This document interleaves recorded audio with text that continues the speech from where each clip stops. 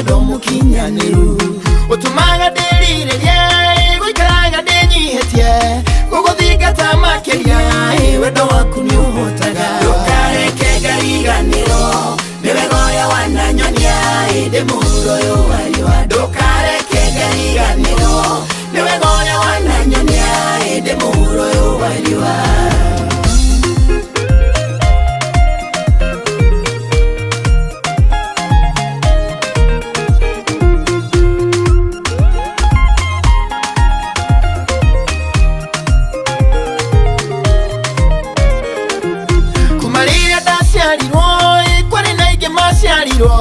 amone mathirete aria ginao makoja indi wendo waku ngayo turaga umenyereire niguo ndikananiro ni migwi miuru ya ngoma ndukareke ngariganiro niwe goya wananyonia ndi muroyo ndukareke ngariganiro niwe goya wananyonia ndi muroyo wariwa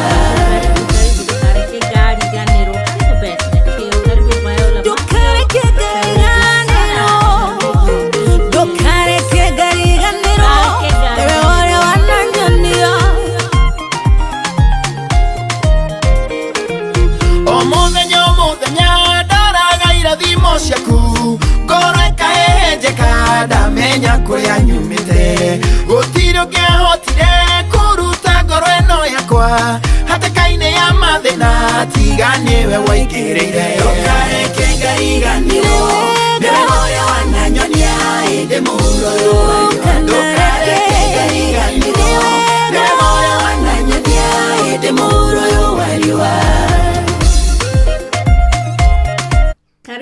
Karibu sana Beth Nyakeo, karibu sana Viola Mahio, karibu sana Esther Karimi, karibu sana.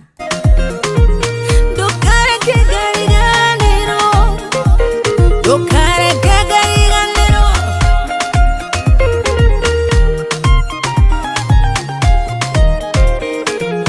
oyaye kwano rimwe gaitwarana nanie wega waku ujigane utore udathimite ndathimira nyumba yakwa wira wa moko makwa maundu makwa mothe ndukareke ngaconoka ndukareke ngariganiro niwe goya wananyonia ndi muroyo. Please let me know whether the audio is coming through. Karibu sana, let me know if the audio is coming through. Karibu sana Kiki Wangendo, karibu sana Grace Nyambu, karibu sana Karaoke Tracy, karibu. Ndukareke ngariganiro niwe goya wananyonia ndi muroyo wariwa. ndukareke ngariganiro ndukareke ngariganiro niwe goya wananyonia ndi muroyo wariwa ndukareke ngariganiro niwe goya wananyonia ndi muroyo. Alice BNB, karibu sana na wewe upendo wako karibu sana. Ndukareke ngariganiro niwe goya wananyonia ndi muroyo wariwa ndukareke ngariganiro niwe goya wananyonia ndi muroyo wariwa ndukareke ngariganiro niwe goya wananyonia ndi muroyo wariwa.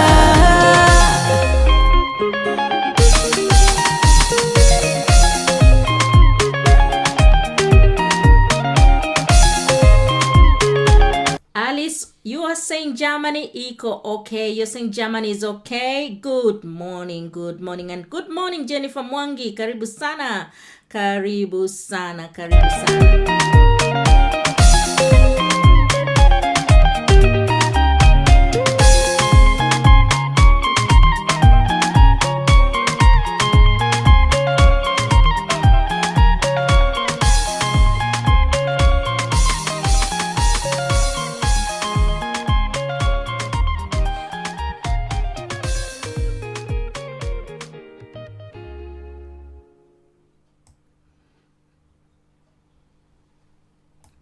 It's another wonderful morning. Tunadhongodha hapo na Jeremy Damaris, our own CEO. So karibu sana. Let me know where you're joining in from as you come to this program on Kenya Diaspora Yeah, Kenya Diaspora Media. Karibu sana. My name is Esther from Leicester, and I'm here to talk to you, to talk to us, to talk to me, to talk to anyone that is willing to know what is the purpose of life. And that's why I come to Kenya Diaspora Media. And one of the reasons why I do this is because of love. It's because I care about you and I care about another person and another person. And that's why this song is a key signature song on this program. So karibu sana for those who are joining in. Let me know where you're joining in from. How is the weather? Ours is very cool today and we've had the rain. So the drought is over in the UK at long last. It's been dry and almost, let's say, dusty. Karibu sana.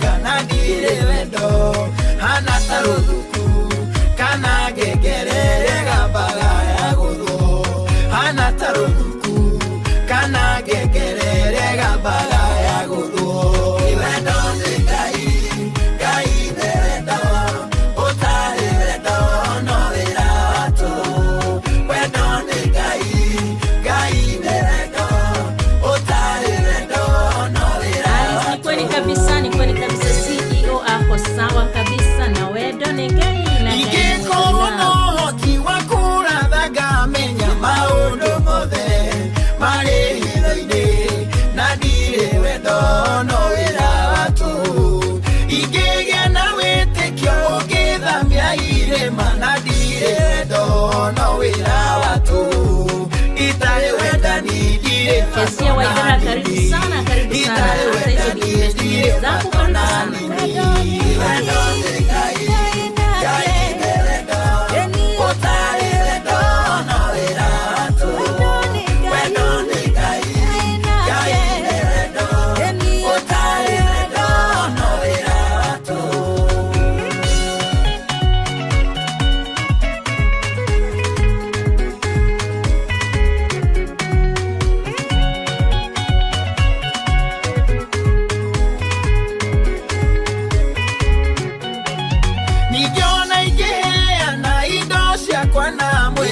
kwa uchinwo na ndire wendani ndire undu ingiuna naguo wendani ni ukiragiriria ni utuganaga wendani nduri wiru mwigatho ona kana mwitio wendani nduri wiru mwigatho ona kana mwitio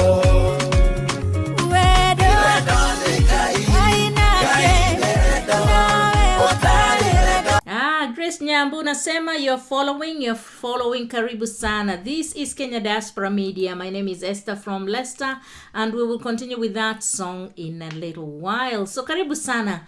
The program today is on purposes of life and it's part 3 of well-being. You know, if we don't have a purpose in life, then our well-being is affected. I don't know about yours, mine would be affected. And that's why I make every effort to be here, to talk to you and to talk to I, so that we can be able to think about what's life purpose. What is the bigger picture of life? What is the purpose of life? And how can we fit in that bigger picture? Which puzzle are we in that bigger picture? So karibu sana. And one of the reasons I'll say it's wedo, love. I am here because I care, and that's why I am talking to you and talking to Esther as well. Today, the mitambos and the lighting were giving me a problem, but I am here. I am determined to share the purposes with you. We've been talking about wisdom, and one of the questions I would like to ask today, what is wisdom? What do you think is wisdom? If you know what you think wisdom is, please comment here. Are you a wise person? What makes you a wise person? Do you know of any person that is wise? Who do you know as wise?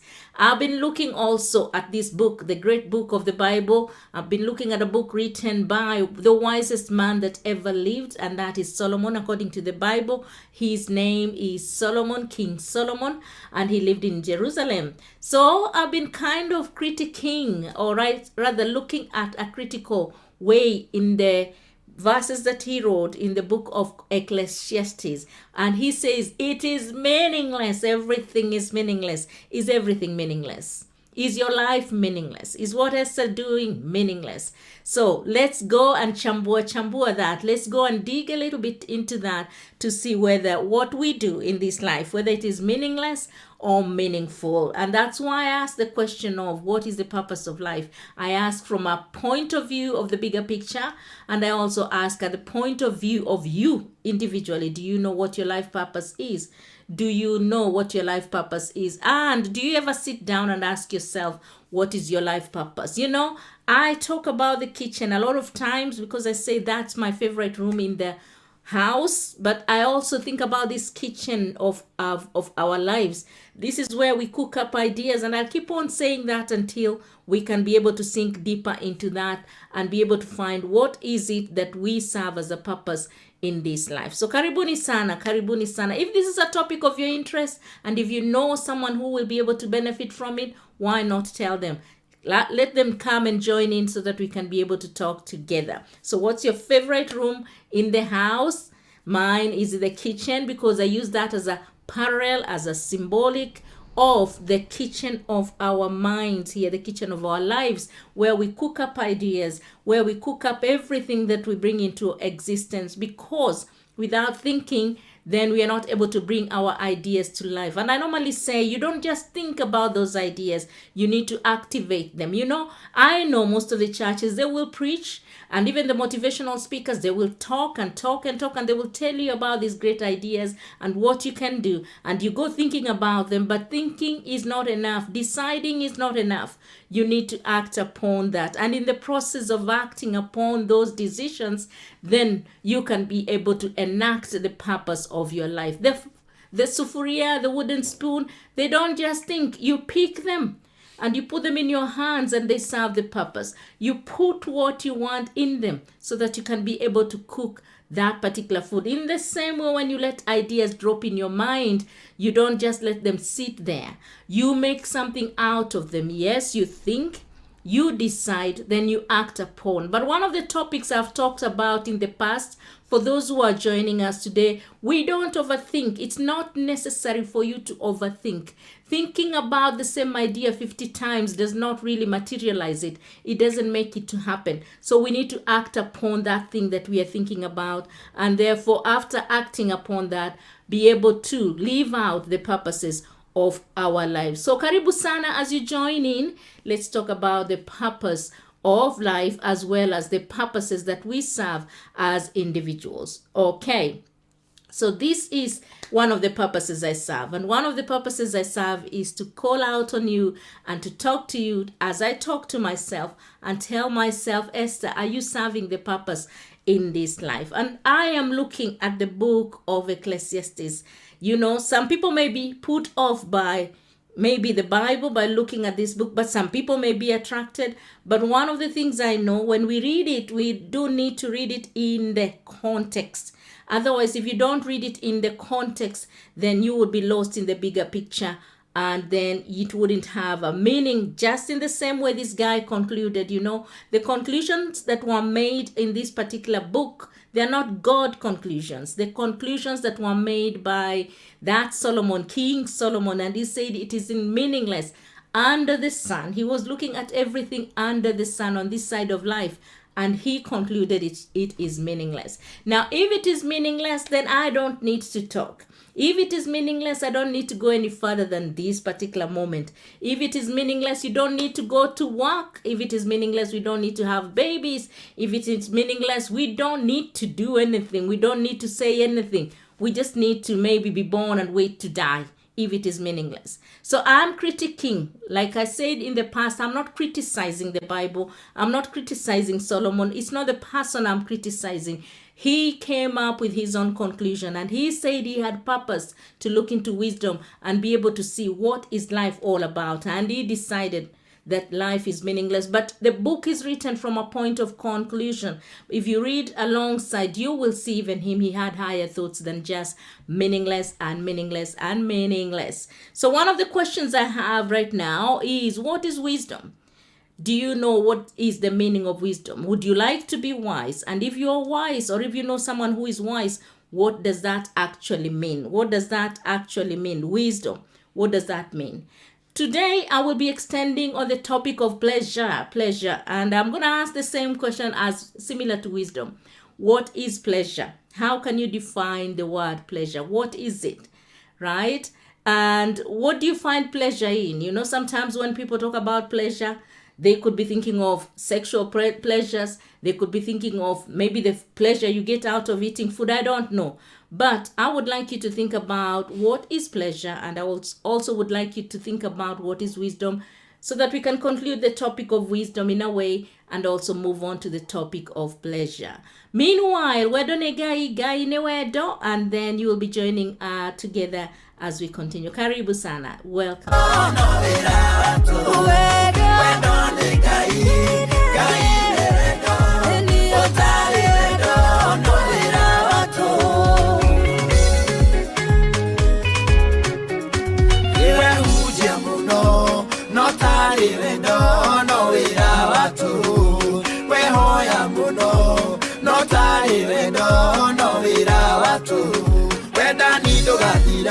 Morathi magathira, thiomi nĩgathira, ona ũgĩ ũthire, no wendani ndũgathira. Wendani ndũgathira, morathi magathira, thiomi nĩgathira, ona ũgĩ ũthire, no wendani ndũgathira. Wendo nĩ Ngai, Ngai nĩ wendo, ũtarĩ wendo, no wĩra wa tũhũ. Wendo nĩ Ngai, Ngai nĩ wendo.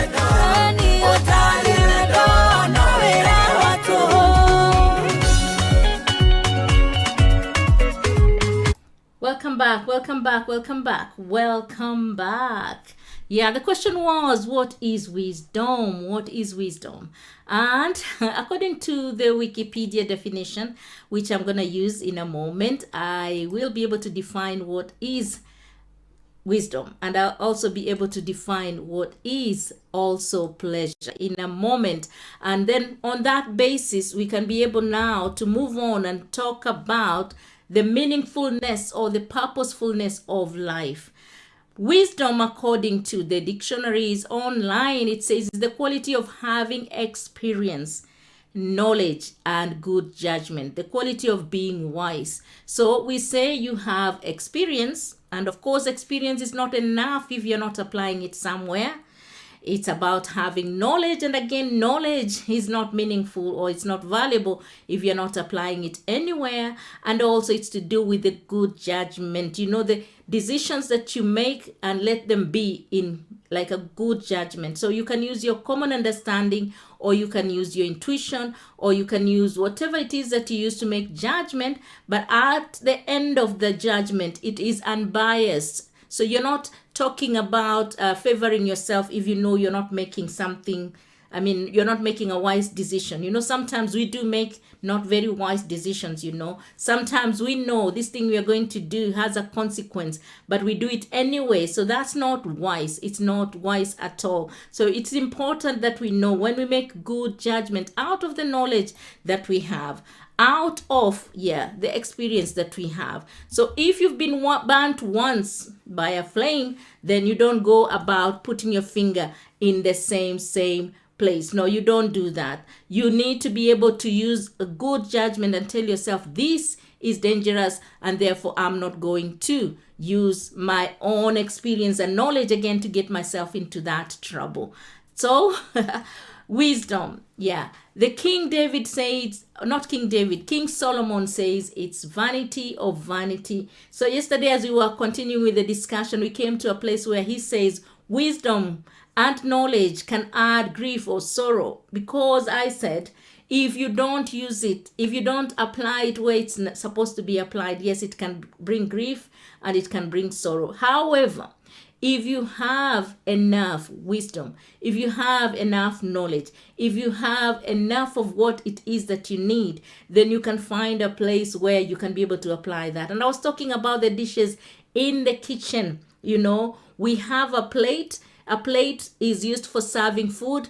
And then once the food has been served on the plate, you eat it, it is emptied. In the same way, in our minds, when we get an idea, if it's a good idea, we put it into action and then apply that in life. We serve that purpose. If it's a bad idea, then you find a way of getting rid of that idea. And one of the ways we say is forgiveness, because a bad idea is to revenge, for example. So if you have a bad idea like revenging, it wouldn't be wise of you to go and revenge, because at the end of the day, it's like solving a problem with another problem. So don't go creating problem on top of a problem, but we can be able to solve those problems. Yes, as we were ending chapter 1 yesterday of Ecclesiastes, we talked about where he was saying the wrongs cannot be made right. That's what he was saying. But we said, if you know this far, this is when I've been messing, you can stop from messing and you turn your life around. And I said, Jesus used to tell people, you are forgiven, go and see no more. So if you know a place or a thing that has been dangerous to your life and you keep on doing that thing, then that's not wise. You need to be able to stop so that you can start doing the right thing. And thankfully, God justifies us. So when he justifies us, he makes us righteous as if we've never sinned before. And I said also from yesterday's program that love covers a multitude of sins. And once the love has covered that multitude of sins, we can start in a new day. We can start in a new way. We can fill the blanks of our life with better things. And therefore the wrong has been made right. Don't forget, remember, I didn't say that there are no consequences. I said there are consequences of doing wrong. There's time wasted. But one day we will be living beyond this life where time will not matter. We won't be wasting time because eternity will be forever in our hearts. And then one day will be like 1,000 years, 1,000 years like one day. And because we'll be moving where the joys of life are, we'll be moving where we have decided to live eternally, then all these other things would not matter. And therefore we wouldn't be wasting time because we'll be serving the purpose. And another purpose I said one time is we've been created to worship God, to adore God, because he's the one who designed us. So whenever you buy a thing and put it in your kitchen, like a fridge, like a cooker, you put that thing there in the kitchen because you want it to serve as a purpose. The same thing when we have ideas that come through our minds, then we put those ideas there so that they can serve a purpose. Otherwise, if you have an idea that you're just placing there in the mind, let me go back on overthinking, it doesn't help us. It doesn't help anyone. So today I want to move on to the topic of pleasure, and that will be topic number 2, I think in chapter number 2 of the book of Ecclesiastes. And he was saying, this wise guy, that pleasure is futile. It's meaningless. Seeking after pleasure is meaningless. So before we do that, what is the definition of pleasure? What do you define pleasure as? What do you think brings to you pleasure? What makes your life to be pleasing?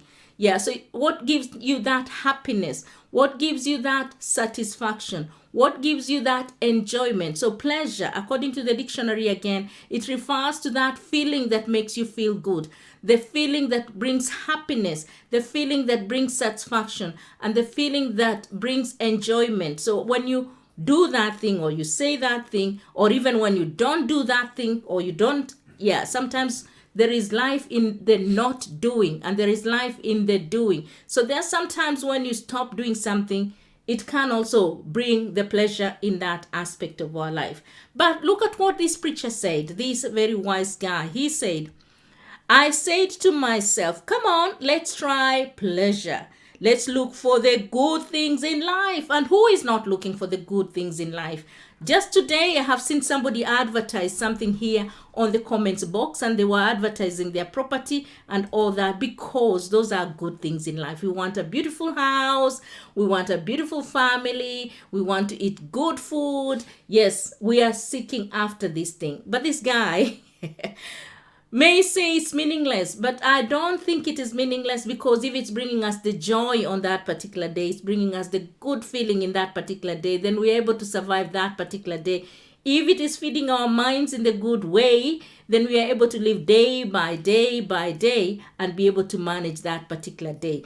And in the same way, we were created to bring pleasure to God. You know, we bring joy to God when He sees His children behaving in the best way that He intended them to behave, not falling into sin, not being prideful, yes, not being disobedient, not being rebellious. God enjoys us because we also have time for him to experience the pleasure that He created us for. Yeah, we were created for His joy. Like I said, you know, when you have those utensils in your kitchen, you have them because you want them to serve a good purpose. You don't have any intention of bringing something that will burn your house down. You don't have any intention of bringing something that will flood your kitchen. No, every good thing that you have created in your kitchen is because you want it to serve a purpose. In the same way, yes, God created us so that we can bring pleasure to Him. In the same way, God enables us day by day so that we don't bring, a negative perspective of Him, but rather bring glory to His name. Glory is a good thing. It's a good thing. So this guy had said, I said to myself, come on, let's try the pleasure. Let's try pleasure. Let's look for the good things in life. And I've said we all look for these good things in life. But he said, I found this was meaningless. He said he found these two was meaningless. Now, if you don't find meaning in what you're doing, if you don't find meaning in that good thing you're doing, it's because maybe the reason behind what you're doing is not quite right. So we need to go back into our heart, into our minds, and ask ourselves, why am I doing this good thing or this thing? Whose good is it serving? Is it serving me? Is it serving the other person? Is it serving God? Then if it's not serving any of the, yes, you, other people, or God, then it can be meaningless. There's no point of doing it. But if we do it because it's serving a good or it's bringing the joy like we had said, then it is meaningful for us for that particular moment. If you exchange your joy for sadness, then you're not able to survive that day well. Then it becomes the grief that we were talking about. Then it becomes the sorrow that we were talking about yesterday. But if you serve that thing with the good intention of your heart, from a clean heart, from a contrite spirit, from where you know it's serving the purpose, the good for the other person, it's not causing pain to any person, rather it is bringing healing. The same thing like forgiveness, like I've always been using this example of forgiveness. Forgiveness brings healing to you. Also, it sets the other person free as you tell them they've been forgiven, because they could be feeling guilty for causing something that really hurt you. So it's about what is in your heart. So if what is in your heart is good, then it becomes meaningful. For the reason that you're doing that particular thing or not doing that particular thing, if it's for the good of the other person or the good of you, or also for the good of serving God, then it becomes meaningful. It's not meaningless. But if you're doing it out of selfish purposes or without any reason why you're doing, maybe you're being competitive with another person, you're doing it because other people are doing it, then it doesn't bring any meaning, or it doesn't bring the pleasure that you are seeking for in that thing. So like, for example, this morning I was doing an application form, and as I was writing this application form, it's a process that I don't like doing. But then I realized if I do it, then that is a job that is done that will bring something good out of it. The job outcome would bring a salary, and out of that salary I can be able to use that money to serve myself or to serve other people without being selfish about it. Then that is the good. Yes, some things can be hard, they may not be pleasurable when we are doing them, but at the end of the day, when that becomes the product of what we are planting, like the season of planting seeds, it's never so easy. But when the harvest comes, and again, the job of harvesting itself is not an easy job, but once the harvest has come in and you can get an income out of that harvest, that also brings the joy and the pleasure that we have. So some things we do not because we are chasing after the pleasure, but because it's a necessity, it's a need. That's a purpose that is supposed to be served. So as we pursue whatever it is we are pursuing, let's look at the meaningfulness in that thing that we are doing. So look at what he said in verse 2. He said, so I said, laughter is silly. Do you think laughter is silly? This guy says laughter is silly. I don't think it's silly. I like laughter. I like laughing. Why? Because I think it brings the joy from inside. You know, scientists, psychologists have said when you laugh, then some hormones or serotonin or whatever you call them, it happens. Something in the body really changes the chemistry or the biochemistry in the body, and we become more healthier. I've heard also a quote saying laughter is the best medicine. That's what it says. Laughter is the best medicine. Now, what I'm going to do, because I feel like laughing, and also I want to be able to check whether everybody is joining in with the topic, I'm going to just play this song a little bit, and then I'll be back in a moment. Karibu sana. Wedonega, you know, even love itself, and falling in love brings laughter. So that doesn't become silly. It's something worthwhile. Okay, karibu sana.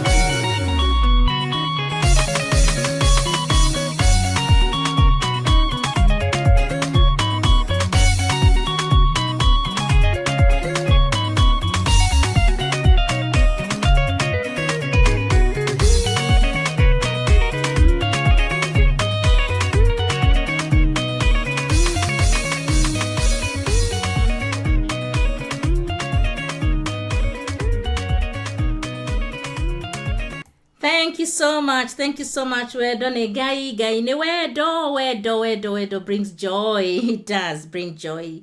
Estina Wamboi Kiletkie says, let me read some of the comments here because I need to be able to follow through. Yes, say Esther, you're saying correct, and then Lillian Wangoi, you're saying you're tuned in, and Mary Kahunya, you're also saying you're tuned in from Eldoret. Karibu sana, and yes, Eldoret is tuned. Karibuni sana. So we are looking at pleasure, and we are looking at the subject of laughter. Just a moment ago, he said it is silly. That's what this writer, the wisest man that ever lived. Do you think laughter is silly? Do you think laughing? Yes, if you're laughing out of nothing, like I used to laugh when somebody fell, if somebody just slid down and they fell, I would laugh instead of going to check whether they've injured themselves. That's wrong, Esther.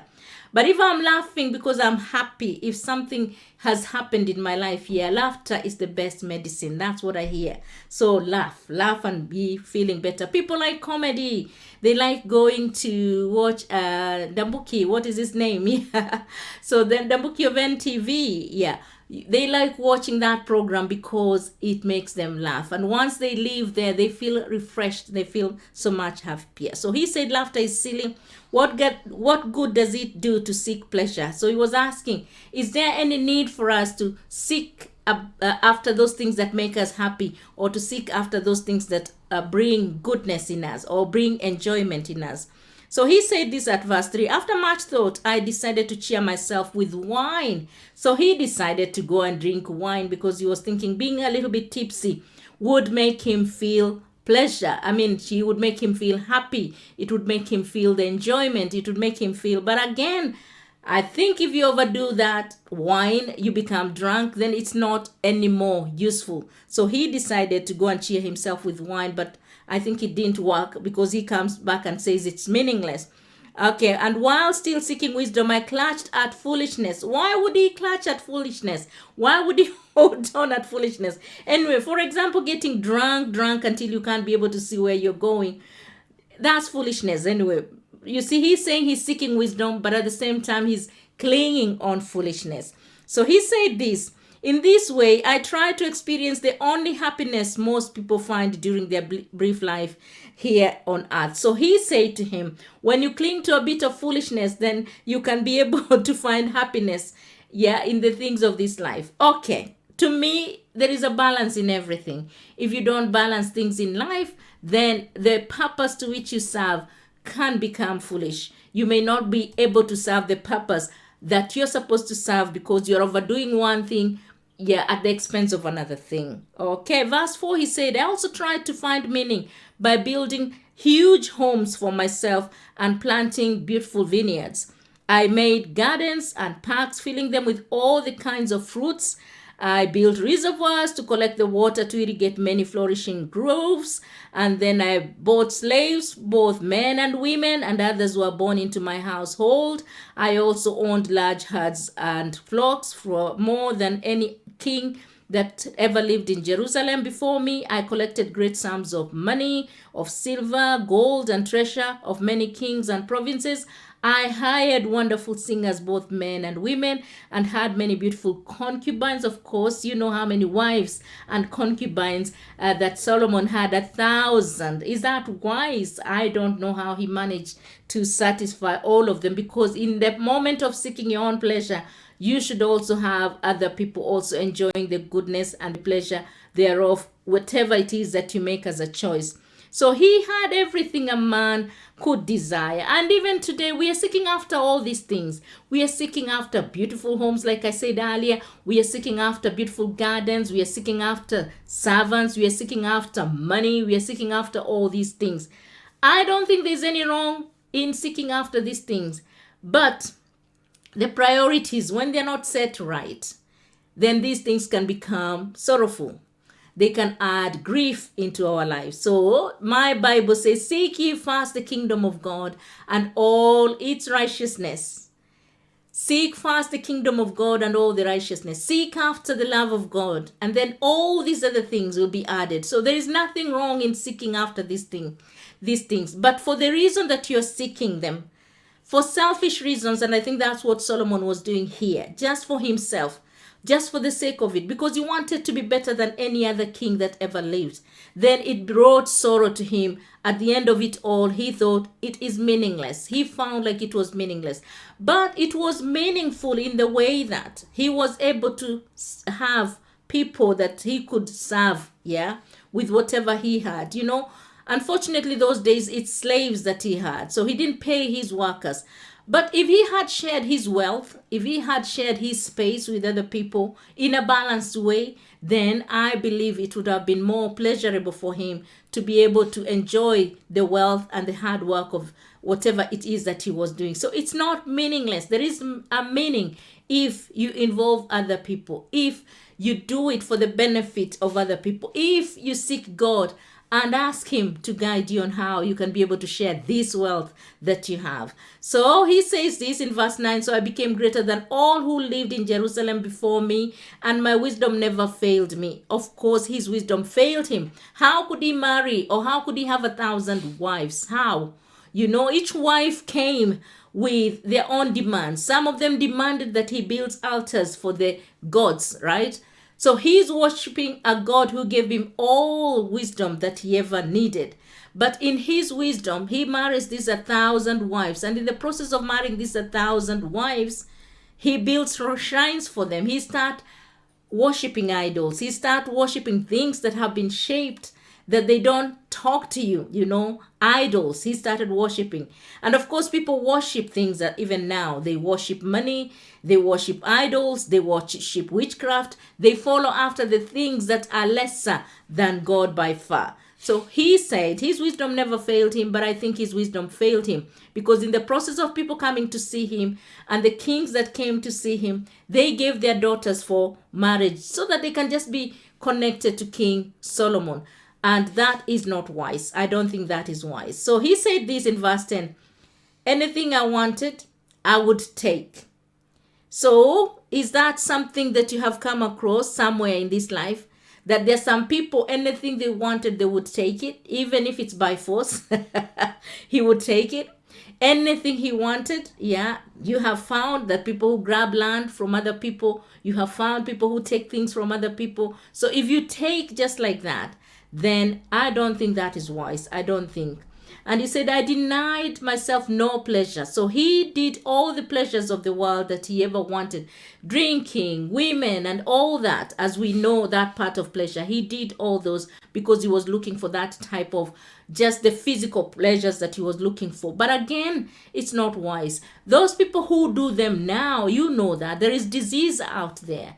There is alcoholism there. There is drug addiction there. We can watch all the movies we want, but there is that addiction of wanting to please our eyes, wanting to please our ears, wanting to please our body all the time. So if we don't do them in a balanced way, then yeah, at the end of the day, they may have a meaning in the process of us seeking after the pleasure, because that will be the meaning that we are after. That's the purpose it will be serving. But if we overdo them, then they can bring grief and sorrow, and everything becomes meaningless. You've wasted your time chasing after pleasure, and it's gone and dusted. So he said this, I even found great pleasure in hard work, a reward for my labors. And yes, of course, people work hard, they get good money, they get good homes. But do you find time to enjoy the good money that you've made? Do you find time to enjoy the good homes that you've built? Do you find time to enjoy the beautiful families that we have reproduced? Do you find time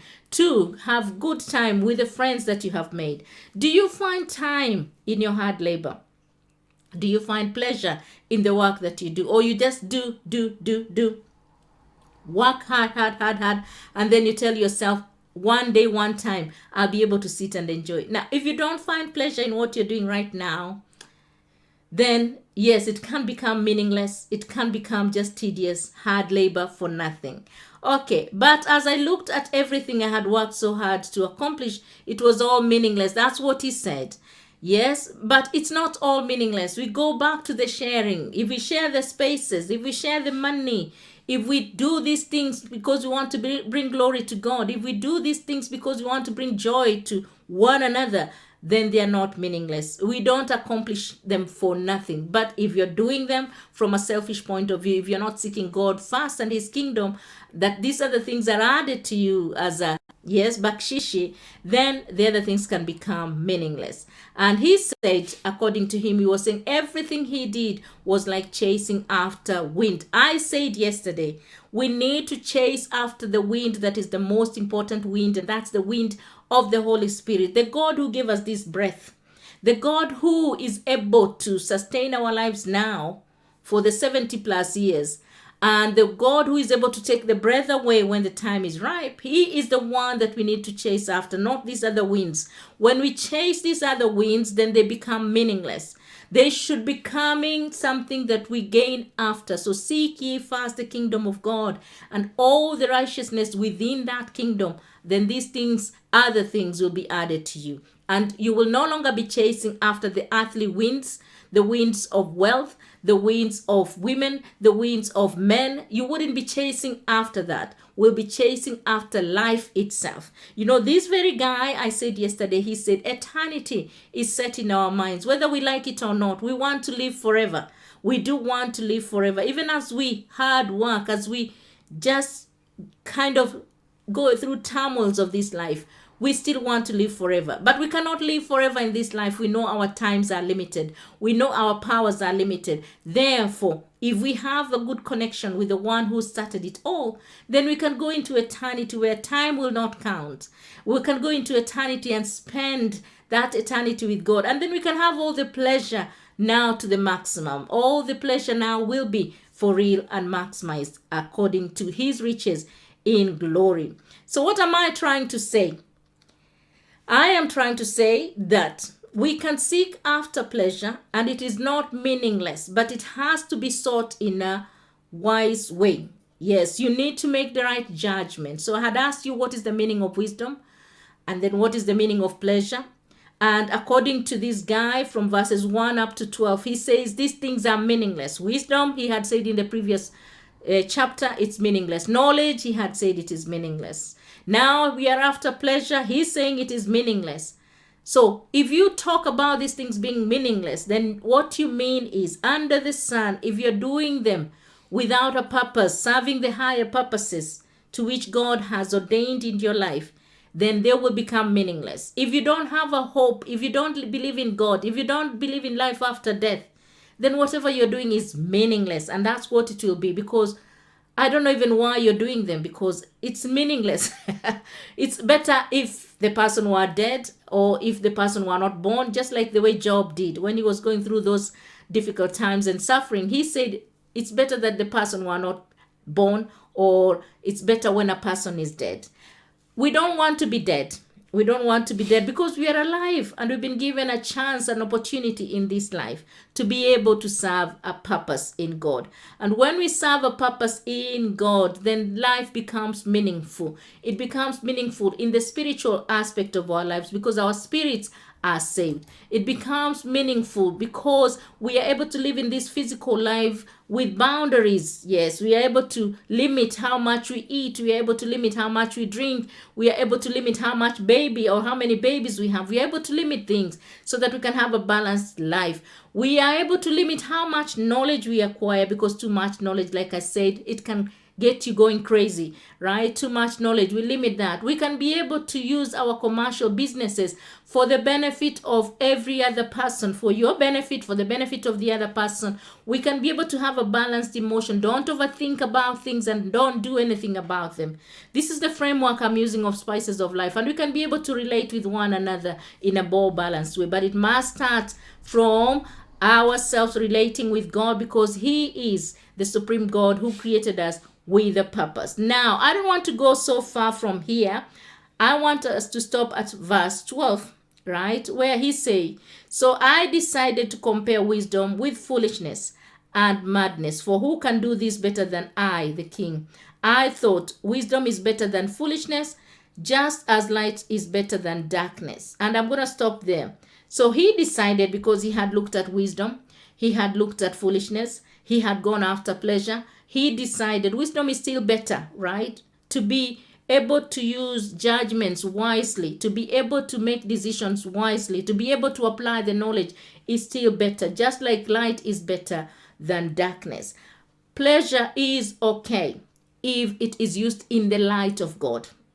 If it is used in the light of God. So thank you so much for joining me.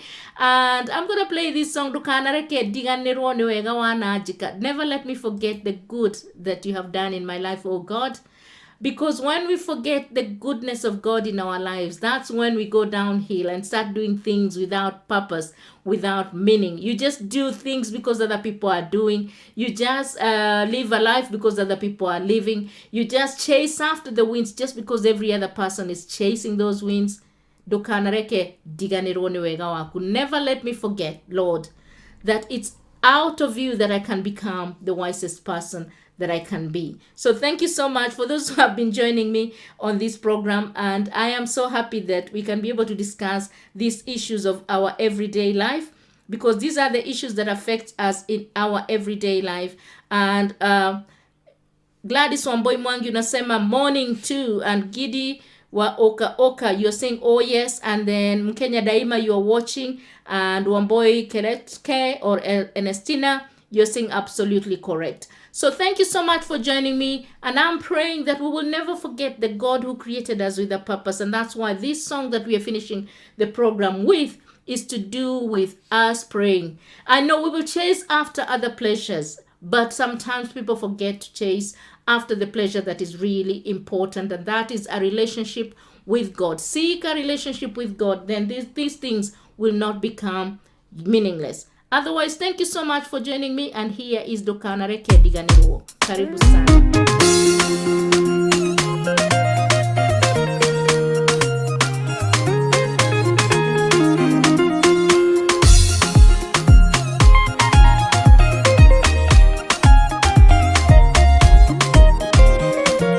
Birikanaga wendo waku uria unyendete naguo, wendo mwingi utari ucuke na wendo mukinyaniru, utumaga ndirirerie guikaraga ndinyihitie guguthingata makiria, wendo waku ni uhotaga. Ndukareke ngariganirwo niwe goya wananyonia,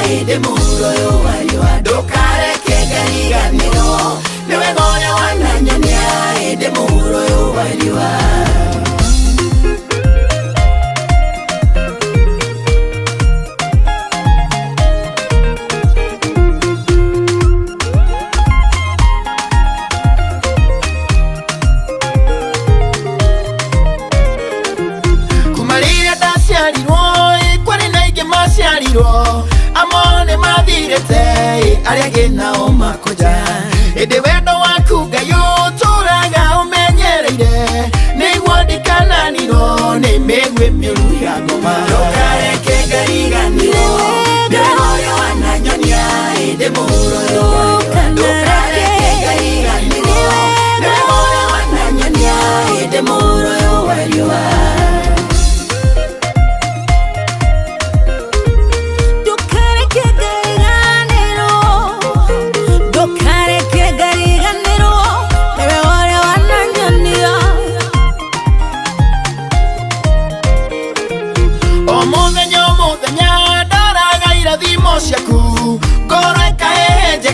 ndamenya kuria nyumite gutiro ngehotire kuruta ngoro eno yakwa hatakaine ya mathina tiga niwe waingiriire ndukareke Ngai ganirwo niwe moyo wananyonia indi muroyo ndukareke Ngai ganirwo niwe moyo wananyonia indi muroyo wariwa